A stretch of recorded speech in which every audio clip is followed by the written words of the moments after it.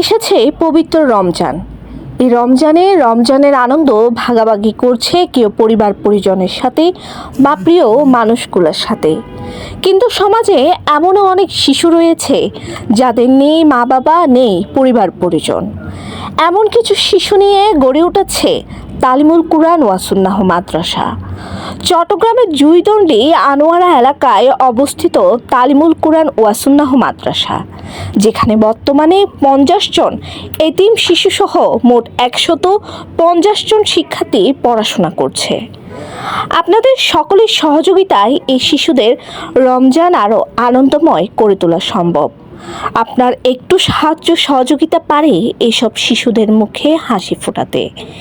এগিয়ে আসুন, ছোট থেকে বড় সবাই মিলেমিশে এতিম ও দরিদ্র শিক্ষার্থীদের সাথে রমজানের আনন্দ ভাগাভাগি করুন এবং তাদের মুখে হাসি ফোটান। মমি ভট্টাচার্য, প্রবাসী নিউজ টিভি, চট্টগ্রাম। দেশ বিদেশের নিত্য নতুন খবরাখবর পেতে প্রবাসী নিউজ টিভির সাথেই থাকুন।